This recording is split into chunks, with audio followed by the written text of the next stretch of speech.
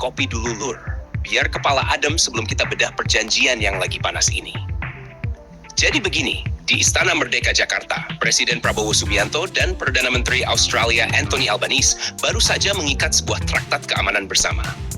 Di atas kertas kedengarannya sopan, diplomatis, penuh senyum, jabat tangan, dan bahasa manis soal bertetangga baik. Tapi buat kita yang suka baca antara baris, ini sebenarnya jauh lebih dari sekadar tanda tangan seremonial. Ini sinyal pergeseran serius dalam arsitektur keamanan kawasan Indo-Pasifik.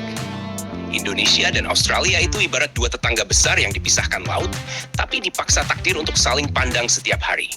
Mau nggak mau, stabilitas satu negara bakal berpengaruh ke yang lain. Kalau Laut Arafura panas, Australia pasti ikut gerah. Kalau Pasifik Selatan bergejolak, Indonesia juga kena imbasnya. Nah, traktat ini pada dasarnya adalah cara kedua negara bilang, daripada saling curiga, mending kita koordinasi sejak awal. Prabowo menekankan prinsip bebas aktif, artinya Indonesia tetap tidak mau jadi payon siapapun. Ini penting, karena banyak yang khawatir perjanjian keamanan otomatis menyeret kita ke blok militer tertentu. Tapi lewat bahasa resmi, pemerintah ingin menunjukkan bahwa kerjasama ini lebih ke pencegahan konflik, berbagi intelijen, latihan bersama, dan penguatan kapasitas pertahanan, bukan aliansi ofensif. Dari sisi militer, ini berpotensi membuka pintu lebar buat interoperabilitas.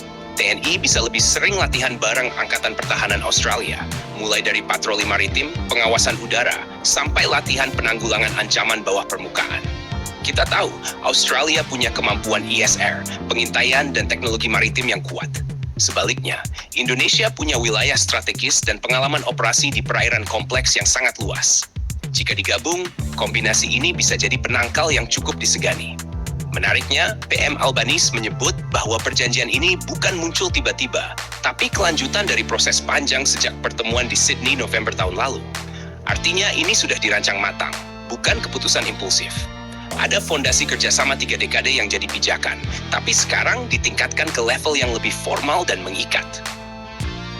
Salah satu poin yang jarang dibahas publik adalah rencana penempatan posisi baru bagi perwira senior Indonesia di struktur pertahanan Australia. Ini kecil kedengarannya, tapi strategis. Dengan ada orang kita di sana, Indonesia bisa punya akses lebih dekat ke cara berpikir, doktrin, dan jaringan militer Australia. Itu nilai taktis sekaligus diplomatik. Namun, di balik semua ini, tetap ada kewaspadaan yang harus dijaga. Perjanjian bagus itu bukan cuma soal tanda tangan, tapi soal implementasi. Jangan sampai sudah tepuk tangan, foto bareng, lalu tiba-tiba kita di ghosting lure. Sudah tanda tangan, tahu-tahu di belakang ada rudal yang diarahkan tanpa kita diajak ngomong dulu, ya wassalam. Bercanda, tapi masuk akal juga kan? Bagi Indonesia, traktat ini bisa jadi alat tawar di tengah rivalitas kekuatan besar. Kita bisa menunjukkan bahwa kita bukan negara yang terisolasi, tapi juga bukan negara yang bisa disetir. Australia pun mendapat jaminan bahwa tetangga terbesarnya di utara bukan ancaman, melainkan mitra keamanan. Kalau kita tarik lebih luas, ini juga berkaitan dengan dinamika Indo-Pasifik, jalur laut strategis, dan keseimbangan kekuatan di kawasan. Stabilitas Selat Malaka, Laut Natuna, hingga Pasifik Selatan sangat bergantung pada bagaimana negara-negara seperti Indonesia dan Australia berinteraksi.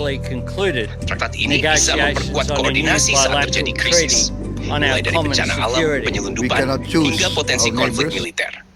Pada akhirnya, penting atau tidaknya perjanjian ini akan terlihat dalam 5-10 tahun ke depan.